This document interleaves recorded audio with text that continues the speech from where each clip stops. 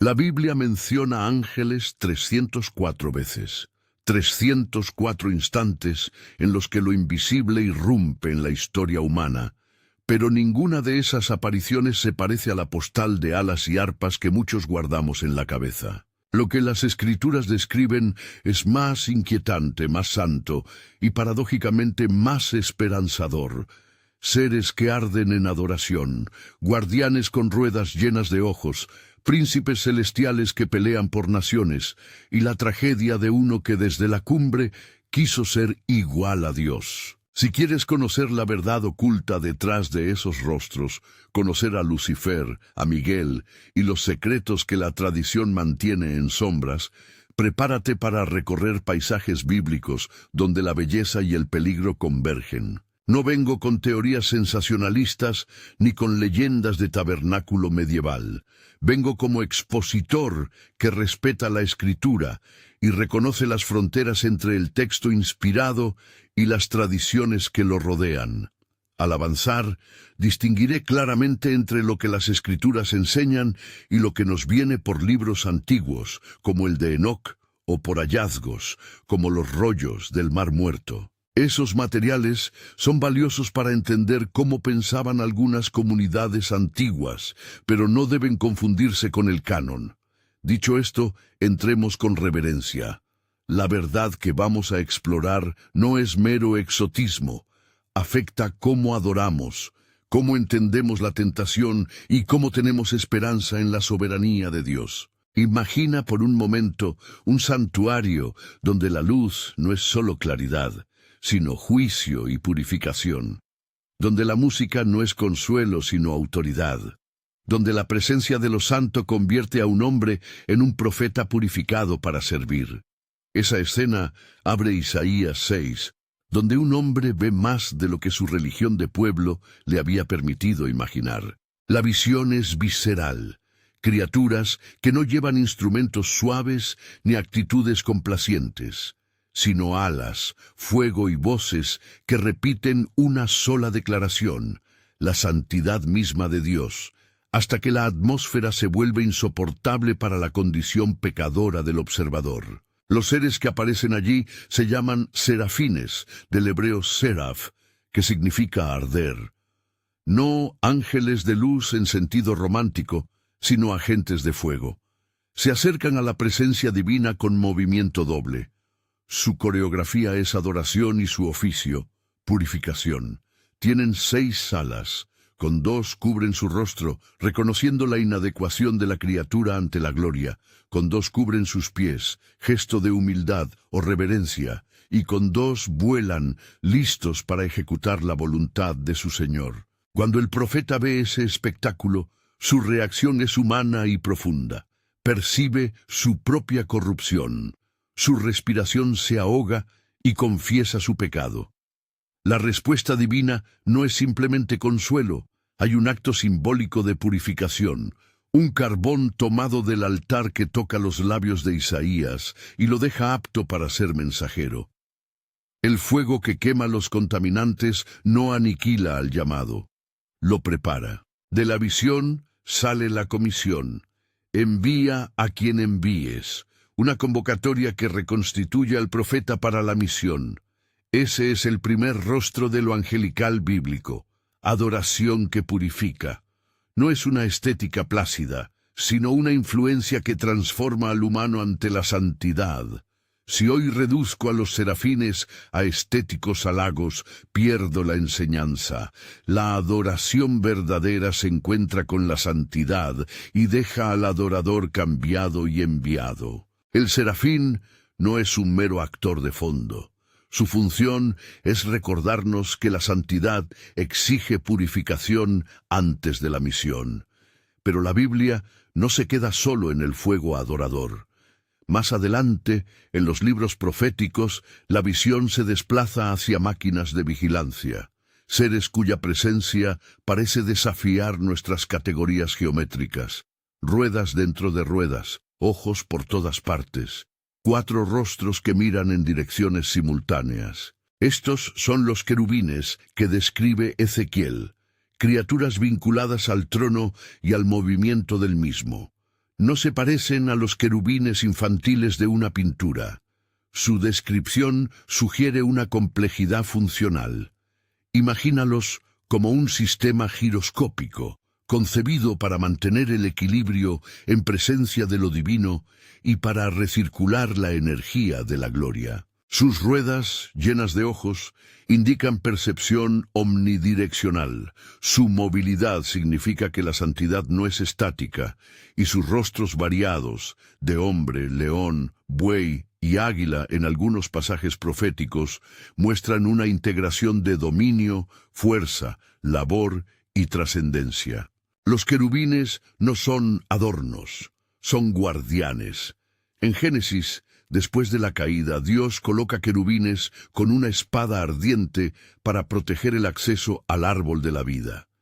En Éxodo, los querubines coronan el propiciatorio del arca, simbolizando la presencia que mira y custodia el lugar donde la reconciliación entre Dios y el hombre ocurre. Su tarea no es solo vigilancia física, es custodiar el espacio sagrado, impedir que lo profano recupere lo que fue separado por Dios. Si los serafines purifican a la hora de la adoración, los querubines vigilan las fronteras de la relación con Dios. La imaginería es radical, ruedas que parecen ojos, cuerpos que desafían la lógica, una movilidad que convierte al trono en un motor divino. Ezequiel transmite que estos seres inspiran tanto asombro como temor. Cuando el profeta contempla esa escena, su lenguaje intenta captar lo inexpresable. No se trata de acuñar un catálogo de monstruos y luego aterrorizarnos con números. Se trata de comprender que la santidad se despliega con dispositivos que superan nuestra imaginación y que la protección de lo santo puede exigir una presencia que intimida. Si los serafines arden con adoración y los querubines guardan con vigilancia, surge una pregunta inevitable. ¿Quién ocupaba los lugares más altos en ese orden ceremonial? ¿Y qué sucedió cuando uno de esos ocupantes decidió rebelarse? Allí llegamos a la figura que la tradición llama Lucifer, nombre que ha acumulado capas culturales y teológicas y que merece ser despojado de confusiones. La palabra Lucifer proviene del latín vulgata y significa portador de luz o estrella de la mañana. En la Biblia hebrea aparece una expresión poética, Helel ben Shachar, que puede traducirse como brillante hijo de la aurora. En su contexto original, Isaías 14 parece hablar en primer lugar del rey de Babilonia o del rey de Tiro en un pasaje de sátira imperial. Sin embargo, la imaginería del texto, belleza, caída desde el cielo, aspiraciones de ser como Dios, ha sido interpretada por la tradición cristiana como representación simbólica del arquetipo del ángel que se reveló. Ezequiel 28, por su parte, dirige su acusación contra el príncipe de Tiro, con lenguaje que algunos leen como reminiscencia de un querubín protector en el jardín, colocado en el sello de la creación hasta que la iniquidad fue hallada en él. El punto clave para nuestra exposición es unir con prudencia esos textos.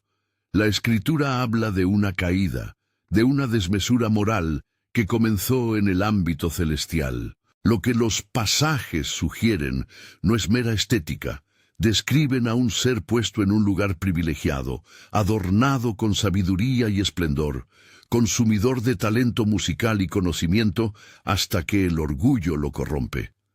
Hay, nuevamente, una tensión entre función y voluntad.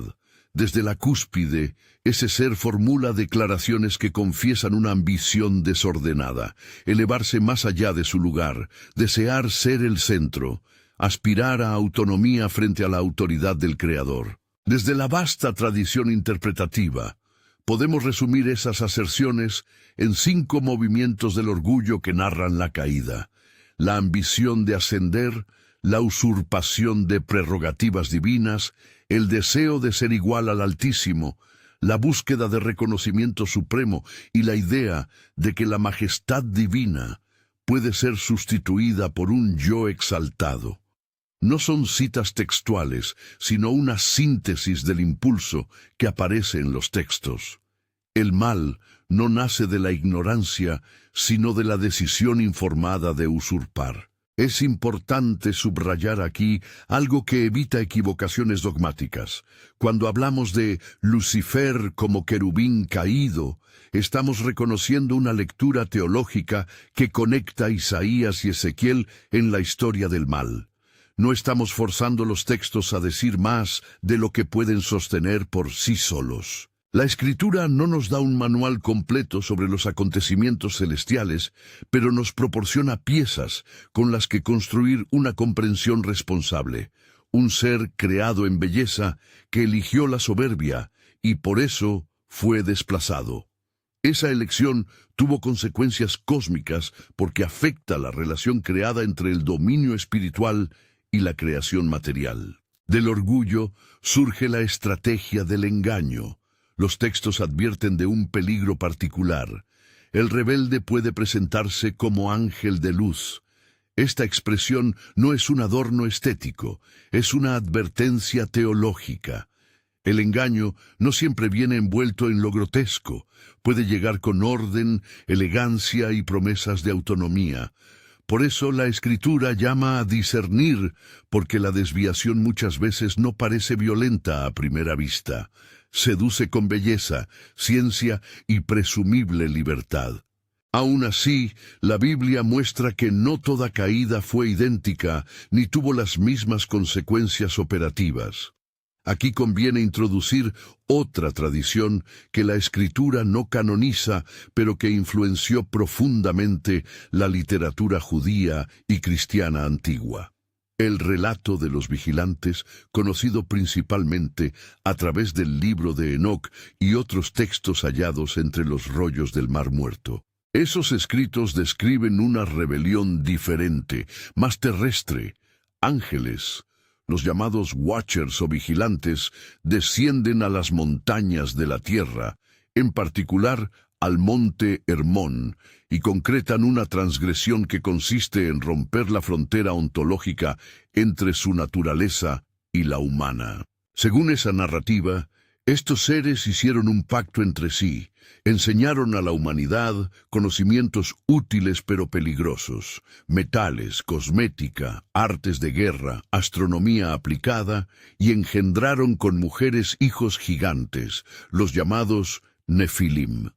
La consecuencia fue una corrupción acelerada de la sociedad humana y un juicio divino que incluyó el encadenamiento de esos ángeles transgresores y, en la tradición, el diluvio como medio reconstituyente. Insistamos, el libro de Enoc no es parte del canon hebreo, ni del conjunto mayoritario del canon cristiano occidental. Por tanto, cuando decimos según Enoc, marcamos zona de tradición y no dogma. No obstante, esa tradición ayuda a comprender cómo algunas comunidades antiguas entendieron la interacción entre lo celestial y lo humano. Y su relato ofrece una distinción teológica útil. La caída de los vigilantes fue esencialmente un descenso físico a la esfera humana con consecuencias inmediatas y visibles, hijos gigantes, enseñanza de artes, y recibió respuestas directas de encadenamiento. La caída que sugieren Isaías y Ezequiel, representada en el ser que llamamos Lucifer, aparece como una ruina de lugar privilegiado, más espiritual y de largo alcance, que abrió espacios de influencia, pero no inmediatamente la cadena física que los vigilantes conocieron. Esta diferencia importa para entender la estrategia del mal en términos bíblicos. Hay rebeliones que son terrestres y directas, con consecuencias concretas visibles, y hay rebeliones que son celestiales y más sutiles, capaces de infiltrar pensamiento, cultura y poder. La Escritura, en su amplitud, nos muestra ambos rostros: la caída que contamina desde dentro de la santidad y la transgresión que contamina desde fuera de la creación. Estos dos momentos confluyen en la historia humana, y explican por qué la presencia angelical puede ser tanto un consuelo como un campo de batalla. Si los vigilantes descendieron y enseñaron artes que transformaron la civilización, eso plantea una cuestión ética y espiritual. ¿Qué hacer con el conocimiento? La tradición de Enoc sugiere que no todo saber es benigno, sino está sometido a la sabiduría que proviene de Dios. La transferencia de tecnologías sin ética ni humildad puede generar monstruosidad moral. En el texto de Enoc, esa transferencia es moralmente evaluada y condenada. Los dones sin el temor de Dios llevan a la degradación social. Volvamos al plano bíblico canónico. Ezequiel emplea imágenes de cerámica tallada, ornamentos, joyas que se volvían vanidad. Isaías usa metáforas luminosas que terminan en caída. El punto teológico que subyace es que el mal se infiltra cuando la criatura pretende ocupar el lugar que pertenece al Creador. No es una discusión abstracta. Tiene consecuencias prácticas en cómo se ejercen la autoridad y la libertad. La rebelión angelical es una advertencia para la criatura humana. El conocimiento, la belleza, la influencia, si no se ordenan a la humildad delante de Dios, se corrompen. No podemos, sin embargo, quedarnos en la denuncia sin mirar la respuesta divina. Si hubo rebelión, hubo reacción. La Escritura no posa sobre un tablero donde el mal progresa sin límite. Hay contraataques, ministerios de protección y una estructura de autoridad que Dios instituye para la defensa de su pueblo. Aquí entra un nombre que, por su propia etimología y apariciones, actúa como antídoto a la soberbia. Micael, en hebreo, Micael. ¿Quién como Dios? Ese nombre es una frase en sí misma, una pregunta retórica que desmonta el proyecto del orgullo. Si la declaración del orgullo es «seré como el Altísimo», la respuesta que aparece en el cielo es un contraste en nombre propio. ¿Quién como Dios? Como veremos más adelante, Micael no es una simple figura conceptual.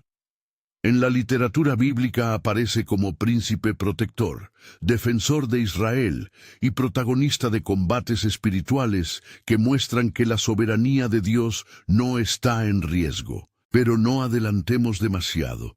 Hace falta detenerse un instante y considerar las consecuencias prácticas y pastorales de lo que hemos visto hasta aquí. La imagen de los serafines nos recuerda que nuestra adoración no puede ser banal. La visión de los querubines subraya que la santidad de Dios requiere vigilancia. La historia del querubín caído demuestra que el mal nace de una elección informada, de un deseo de autoexaltación. La tradición de los vigilantes enseña que la mezcla de lo celestial con lo humano, sin la bendición divina, tiene un costo. Estas lecciones se volcarán en decisiones concretas. ¿Cómo enseñamos?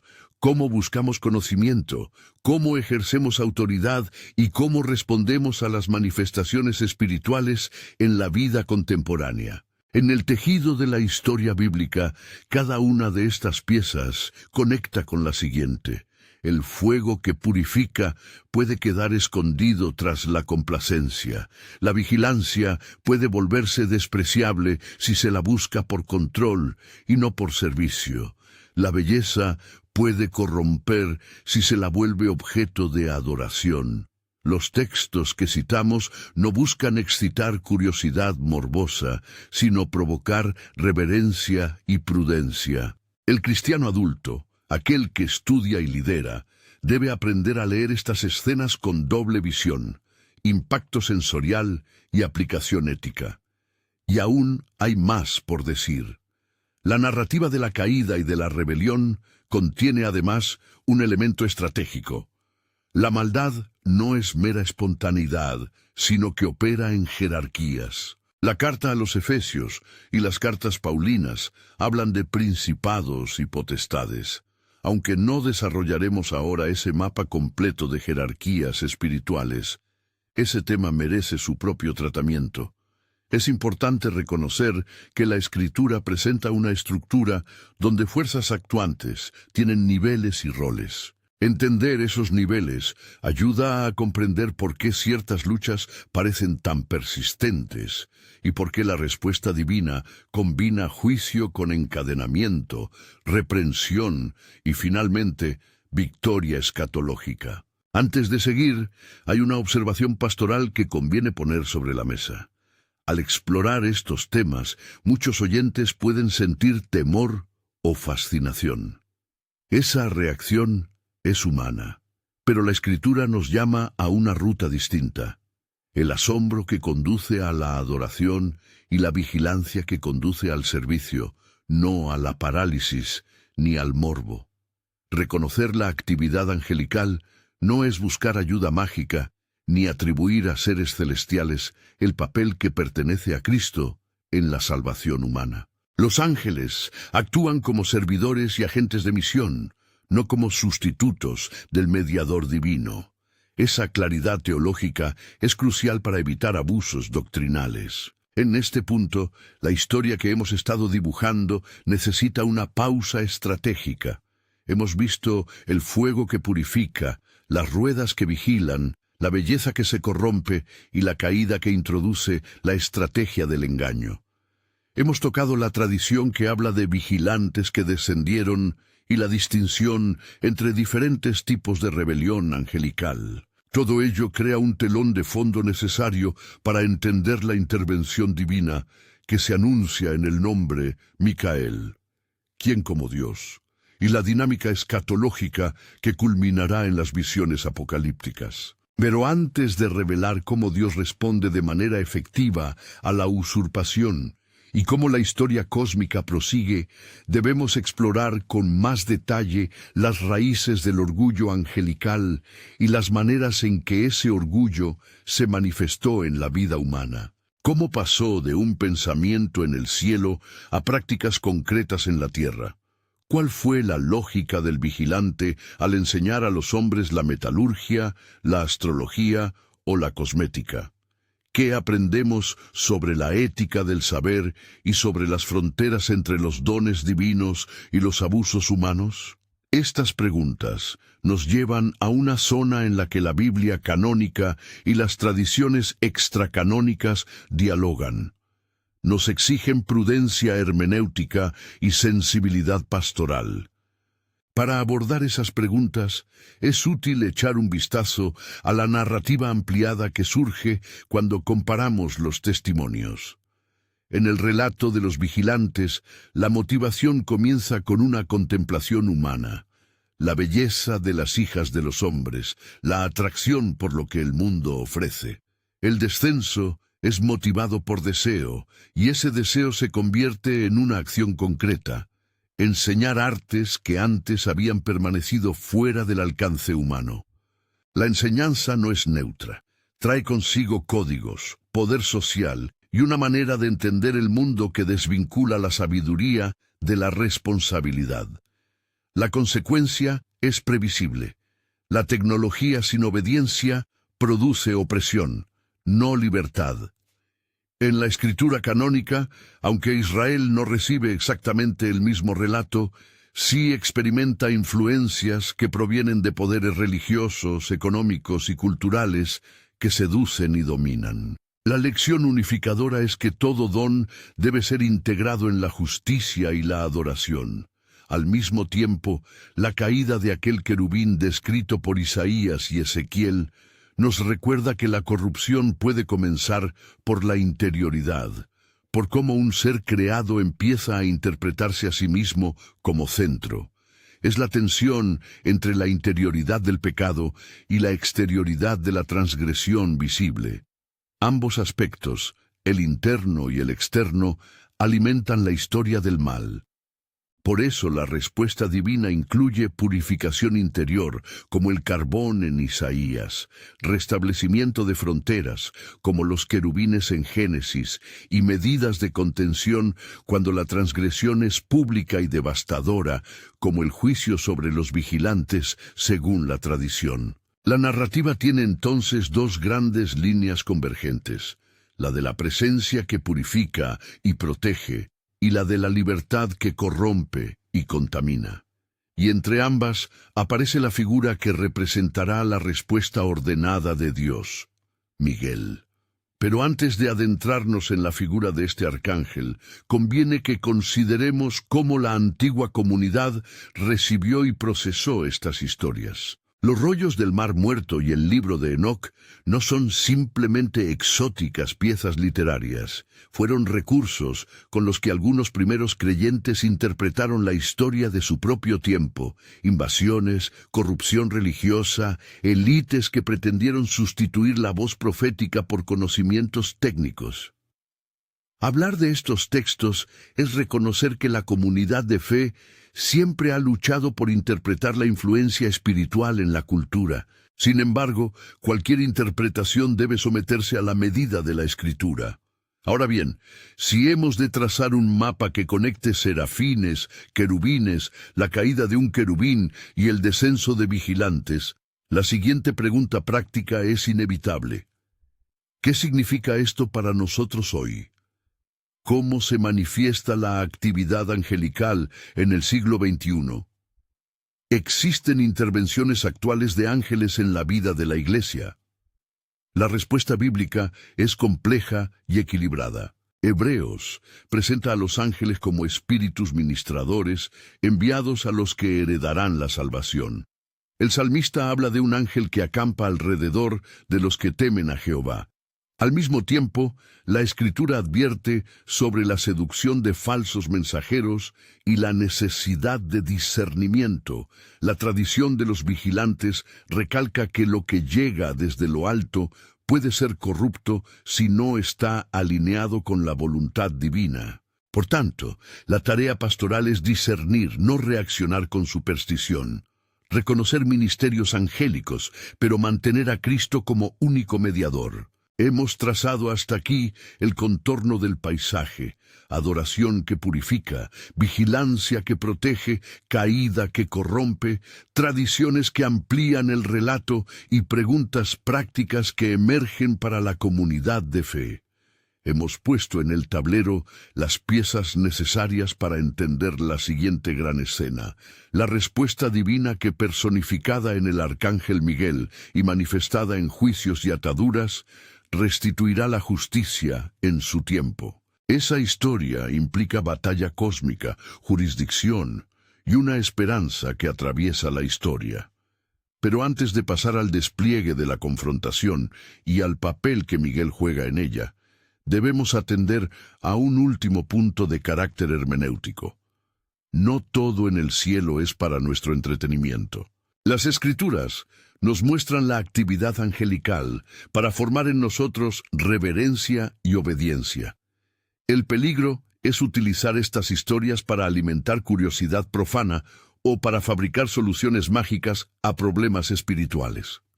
La sanidad y la salvación no son asuntos de contactos celestiales automáticos, sino de la obra de Cristo. Las tropas celestiales sirven al plan redentor, no a caprichos personales. Entendido esto, podemos mirar con confianza la aparición de Micael en las páginas proféticas y apocalípticas como parte de la economía de restitución de Dios. Y aquí llegamos al punto de transición.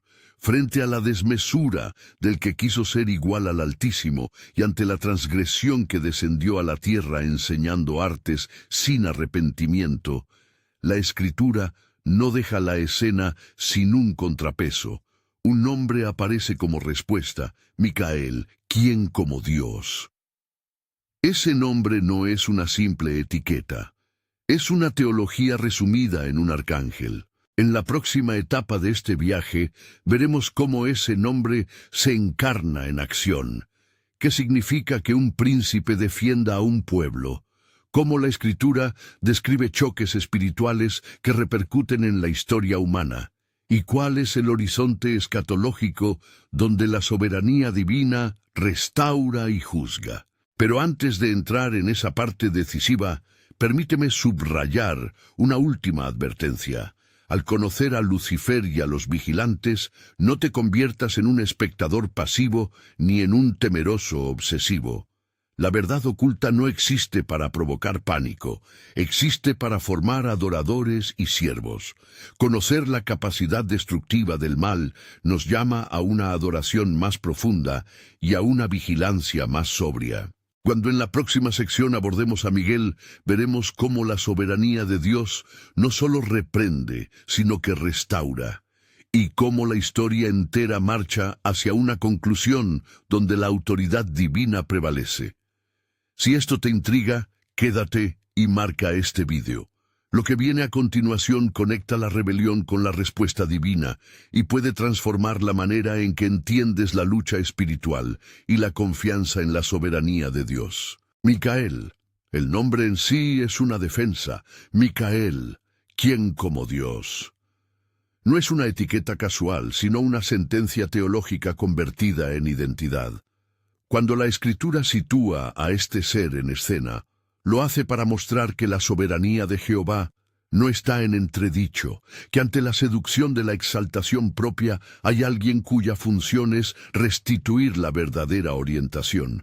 ¿Quién como Dios? Es una pregunta que anula las pretensiones de autodivinización. Veremos ahora cómo la Biblia despliega a Micael en varias escenas y qué implicaciones prácticas y espirituales tiene su actividad para nosotros.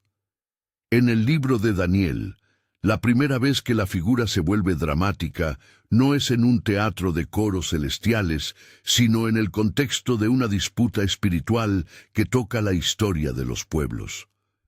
Daniel, postrado y en oración, recibe una visión cuya clave no es solo profética, sino también geoespiritual. Un príncipe de Persia se opone a la revelación. En ese conflicto, un mensajero celestial llega tarde porque ha sido retenido por ese poder. Entonces aparece Micael, uno de los principales príncipes, para ayudar. La imagen es concreta. La historia humana está cruzada por influencias espirituales, y Micael actúa como defensor que rompe bloqueos ministeriales para que la palabra de Dios alcance su destino. No es fantasía militar. Es la forma en que la Escritura representa que el propósito divino tiene aliados fieles en la esfera celestial que aseguran el cumplimiento de los decretos divinos. Daniel 10 y 12 presentan a Micael como protector de Israel, una figura que se coloca entre la nación y los poderes que buscan obstruir su destino. En el Apocalipsis, la figura aparece otra vez, esta vez en clave bélica y escatológica. El conflicto que había sido simbólico en Daniel se hace visible y masivo. Un dragón, identificado como la antigua serpiente, pelea contra los agentes celestiales. Micael y sus ángeles luchan y vencen. El adversario es arrojado fuera del cielo. La escena está saturada de símbolos, pero su carga teológica es directa. La contienda entre autoridad y usurpación no es meramente ideológica. Tiene consecuencias cósmicas y temporales. Allí se nos promete que la victoria está asegurada. Aunque el adversario alcance éxito temporal entre los hombres, su derrota final está escrita. La estructura narrativa de la Escritura junta así las peleas de poder que vemos en la historia humana con la certeza de que la justicia divina terminará por prevalecer. El libro de Judas ofrece una tercera escena sorprendente y muy instructiva desde el punto de vista de la ética y la autoridad. En una sola frase, Jud relata un episodio donde Micael disputa con el diablo sobre el cuerpo de Moisés, y no pronunció juicio injurioso contra él, sino que dijo, «El Señor te reprenda». Este pequeño detalle nos revela dos rasgos de Micael que debemos subrayar. Primero, su método no es el recurso a la violencia gratuita ni al abuso de poder. Segundo, su autoridad queda siempre subordinada a la autoridad suprema de Dios. En vez de decretar, invoca la reprensión del Señor. Esa enseñanza es central. La defensa celestial se ejerce con reverencia, no con autonomía arrogante. Micael no hace su propia guerra. Ejecuta la voluntad de aquel que es soberano. Estas tres apariciones, dispersas a través del canon, construyen un perfil coherente. Micael es el príncipe guía que preserva el plan divino, el comandante que interviene para abrir caminos a la revelación, y el defensor que, aun en conflicto, reconoce la primacía de Dios. Ese perfil es antídoto directo a la lógica invertida del orgulloso. Si la caída fue anhelo de ser como Dios, la respuesta es alguien cuyo propio nombre pregunta y recuerda que nadie lo es. Desde la aplicación práctica, esto tiene implicaciones en cómo concebimos la batalla espiritual. No se trata de recurrir a figuras heroicas en sustitución de la fe. Se trata de reconocer que la historia está presidida por agentes fieles que actúan bajo la autoridad divina para cumplir propósitos de redención. Al pensar en estas luchas, conviene recordar que la Escritura describe diferentes tipos de angelidad con oficios distintos. Los mensajeros, por ejemplo, tienen una función que es concretamente comunicativa. Gabriel, cuya raíz podría relacionarse con fuerza de Dios o fortaleza de Yah, aparece en Daniel portando revelaciones que cambian el curso de la historia. En Lucas llega con la noticia que trastoca la vida humana, a Zacarías y a María, y que inaugura la entrada de lo mesiánico en la historia humana.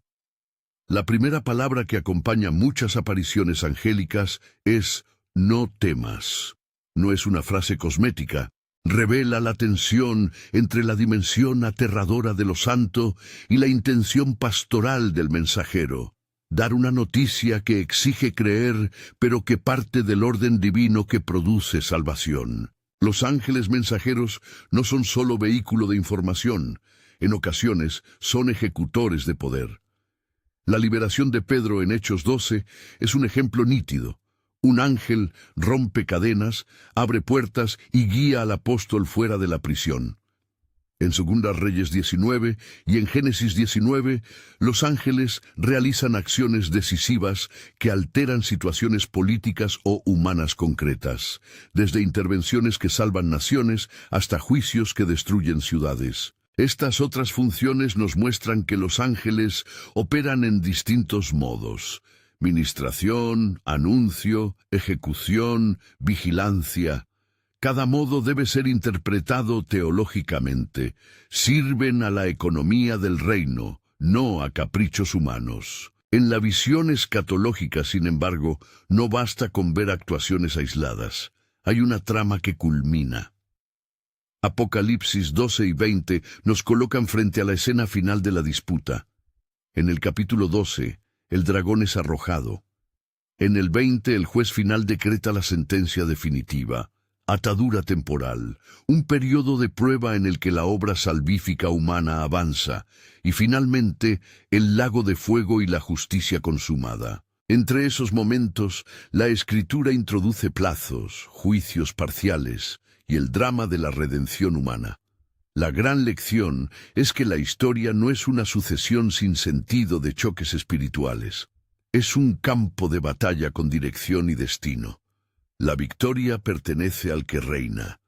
Aquí también entra la sorprendente nota de 1 Corintios 6, donde Pablo sostiene que los santos juzgarán a los ángeles. Esa declaración invierte expectativas.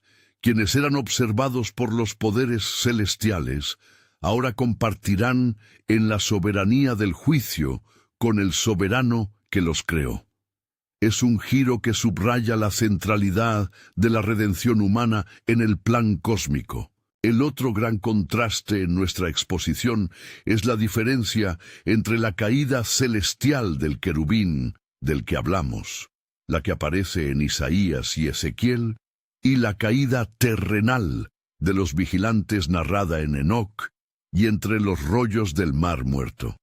Es necesario volver a ese punto con más atención hermenéutica, porque la diferencia explica cómo algunos problemas que vivimos hoy son consecuencia de dinámicas espirituales distintas, y por tanto requieren respuestas pastorales distintas. Según la tradición de Enoc, los vigilantes son ángeles asignados como observadores, custodios de la creación. Su nombre resuena con la idea de velar. El relato que esas tradiciones conservan presenta una transgresión deliberada. No se limitan a pecar en pensamiento, descienden y se mezclan. Enseñan oficios, revelan secretos técnicos y engendran una genética híbrida, los Nefilim. Esa mezcla no solo produce violencia física, introduce patrones culturales que degradan la justicia social y la moral. Los textos de Enoc describen cómo la enseñanza de armas, cosméticos, astrología aplicada y metalurgia se transforma en instrumentos de opresión. En términos contemporáneos, saber sin sometimiento produce abuso. Tecnología sin ética produce un proyecto de dominio, no de liberación. Repetimos con énfasis la distinción canónica. Estas narrativas son tradiciones extracanónicas. Su autoridad no equivale a la de los profetas reconocidos por el canon mayor. Sin embargo, su persistencia histórica y su influencia en el pensamiento judío y cristiano antiguo nos ayudan a entender mentalidades y prácticas que luego aparecen entre los pueblos. La fascinación por lo oculto, la justificación de violentas innovaciones técnicas, la instrumentalización del saber. Enoc no es escritura para muchas comunidades cristianas, es en cambio testimonio de cómo se pensó el asunto. Debemos tratarlo con respeto histórico y crítica teológica, útil para interpretación cultural, no para doctrina fundante. La consecuencia práctica de todo esto es que no todas las manifestaciones de poder o conocimiento que parecen desde arriba provienen de la bendición divina. Muchos movimientos tecnológicos o culturales tienen origen en dinámicas espirituales que no necesariamente son redentoras. Eso exige dos reacciones complementarias: prudencia en la apropiación del saber y discernimiento en la recepción de revelaciones o enseñanzas que prometen ventaja sin someterse a la ética del reino. Aquí la exhortación es pastoral. El don no puede convertirse en ídolo, y la tecnología no puede disolver la jerarquía moral establecida por la ley y la gracia. Dicho esto, volvamos nuestra mirada a la esfera práctica de la vida eclesial y personal. ¿Cómo reconocer la actividad benigna de los ángeles? Y sobre todo, ¿cómo vivir con sabiduría en un mundo donde existen agentes espirituales de distinto signo? La Escritura ofrece guías claras. Hebreos 1 nos recuerda el papel de los ángeles como espíritus ministradores, enviados para servir a favor de los que serán herederos de la salvación.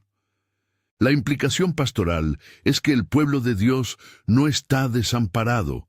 Hay ministerios celestiales que facilitan la marcha de la redención. Simultáneamente, Efesios 6 nos llama a vestirnos de toda la armadura de Dios: el cinturón de la verdad, la coraza de justicia, el calzado del evangelio de la paz, el escudo de la fe, el yelmo de la salvación y la espada del Espíritu.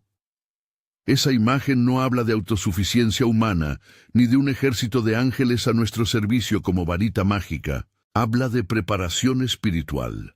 La protección espiritual de la Iglesia se articula en la obediencia, la santidad, el conocimiento de la palabra y la dependencia del Espíritu. En la práctica comunitaria, estas enseñanzas requieren que no transformemos la angelología en un objeto de culto ni en receta mágica.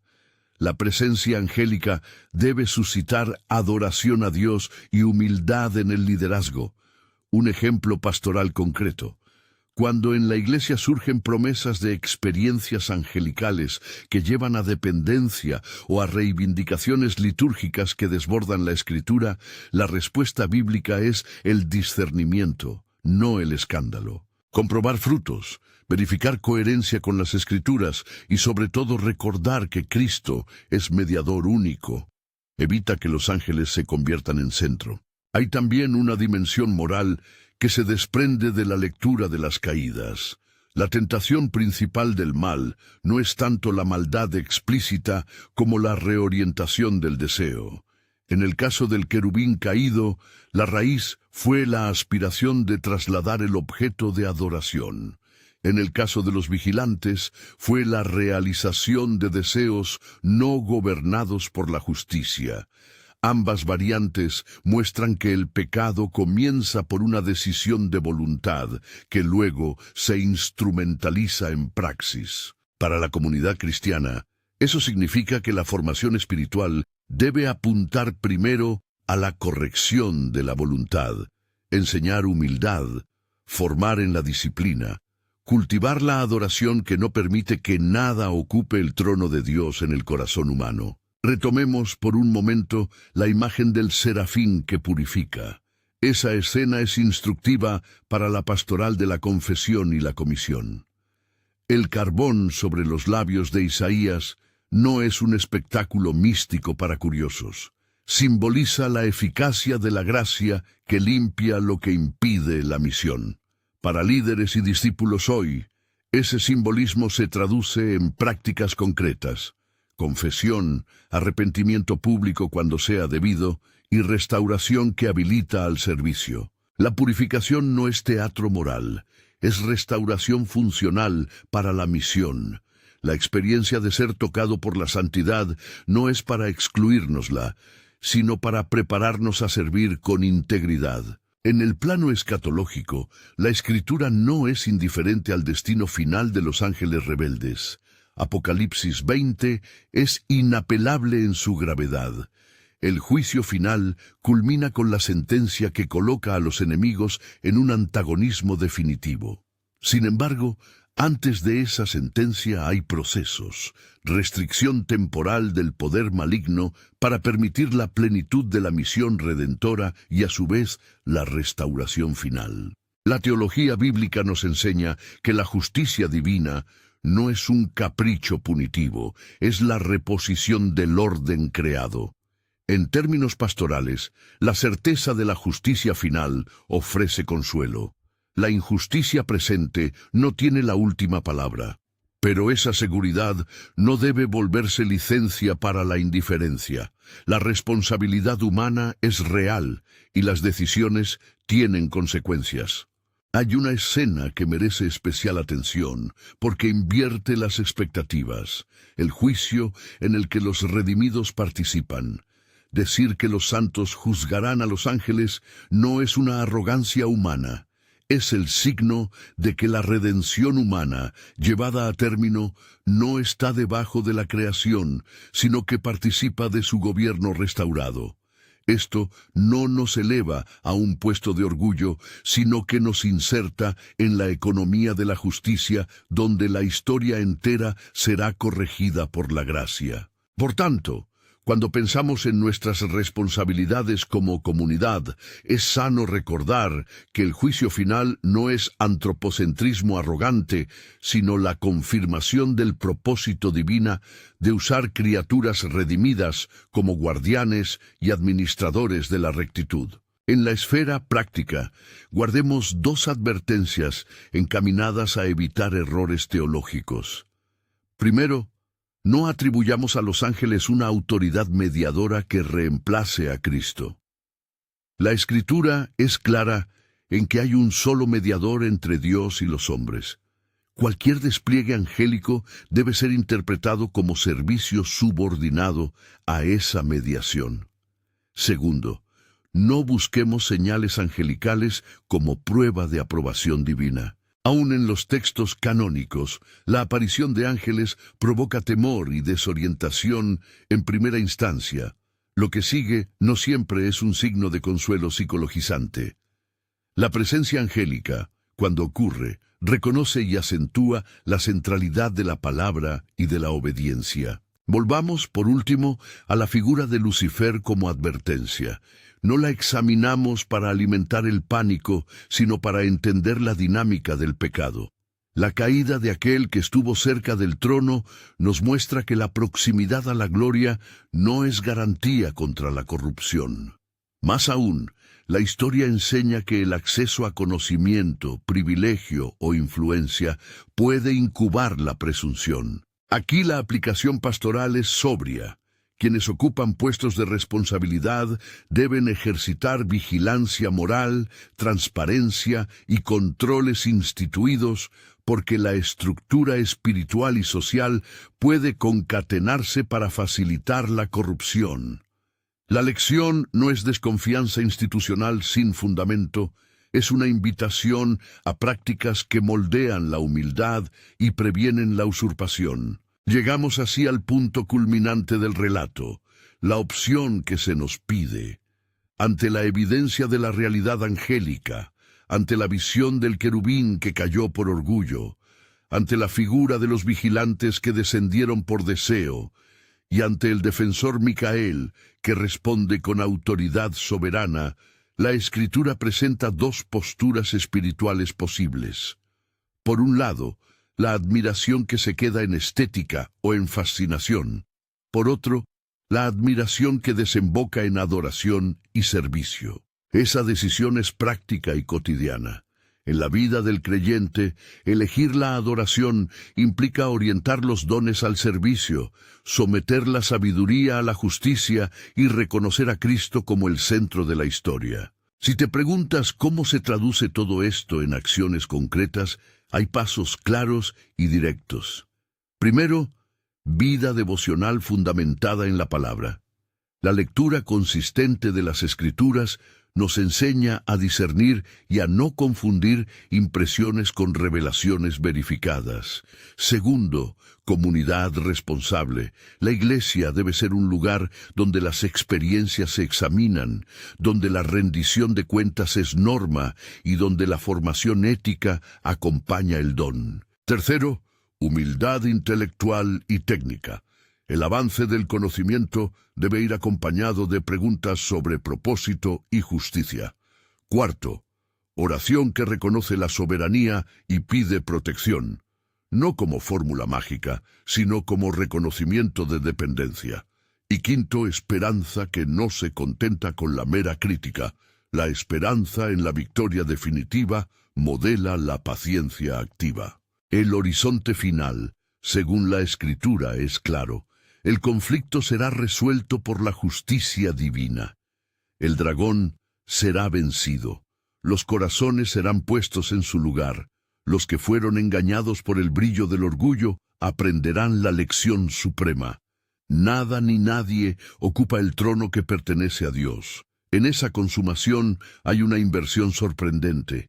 Antiguos observadores serán juzgados, la creación será restaurada, y los redimidos participarán de la administración justa. Y en ese cuadro de esperanza, la figura de Micael no desaparece como si hubiese sido un mero personaje. Es la expresión de la respuesta ordenada de Dios, defensa que no se emancipa, lucha que reconoce autoridad y victoria que restituye. Conocer a Lucifer, conocer a Micael y entender los secretos que la tradición y la Escritura nos ponen delante no es un ejercicio intelectual. Es una enseñanza que afecta cómo adoramos, cómo ejercemos liderazgo, cómo buscamos sabiduría y cómo vivimos con la certeza de que la historia tiene un final justo. No minimices la gravedad de la caída, ni trivialices la ayuda que proviene del cielo. Mantén el equilibrio, asombro que lleva a reverencia, vigilancia que lleva al servicio. La verdad oculta no es un espectáculo, es una invitación a alinearte con la soberanía que gobierna la historia. Antes de terminar, permite que convierta esto en una pregunta concreta que te acompañe. Frente a la tentación de erigir objetos de belleza, conocimiento o poder que ocupen el lugar de Dios, ¿qué vas a elegir hoy? ¿La elevación del yo o la humildad de la adoración? Esa decisión no es un gesto aislado, es la práctica que configura tu vida espiritual. Si la respuesta es la adoración, entonces las enseñanzas que hemos visto sobre purificación, vigilancia, defensa y juicio se vuelven herramientas para vivir con coherencia. En este punto, la llamada es clara. No reduzcas estas verdades a curiosidades teológicas, transfórmalas en disciplina diaria. Cultiva la humildad, busca la comunidad que te sostenga, somete el saber a la justicia y mantén a Cristo como tu único mediador. Si estas ideas han abierto para ti una nueva forma de mirar la realidad espiritual, comparte esta enseñanza con alguien que esté en tu círculo de responsabilidad o liderazgo. La conversión de la mirada es también un acto comunitario. Si has llegado hasta aquí y deseas profundizar, hay recursos que valen la pena. Estudiar Isaías 6 y Ezequiel 1 y 10 con comentarios serios, revisar Daniel 10-12 y Apocalipsis 12 y 20 en contexto, y leer fuentes históricas, como los rollos del Mar Muerto y el libro de Enoc, con la claridad de que pertenecen a la tradición más que al canon. Profundizar no es acumular datos, es formar juicio y practicar la prudencia que la Escritura demanda. Para cerrar, la verdad oculta de los ángeles no busca aterrorizar ni tampoco fascinar sin fruto. Busca moldear adoradores y siervos. Lucifer nos advierte contra la corrupción del privilegio. Los vigilantes nos enseñan que el saber sin temor de Dios destruye. Micael nos muestra que la defensa del propósito divino es real y se ejerce con reverencia. Ante ese cuadro, la respuesta humana consistente es la adoración humilde, la obediencia responsable y la esperanza activa en la victoria de Dios. Si esta exposición te ha sido útil, te invito a suscribirte para recibir más estudios bíblicos como este, y a compartir este vídeo con alguien que necesite entender mejor la realidad espiritual y escatológica. Mantente en la busca de la verdad con reverencia. ¿Quién como Dios? Esa pregunta es la brújula que orienta la respuesta humana.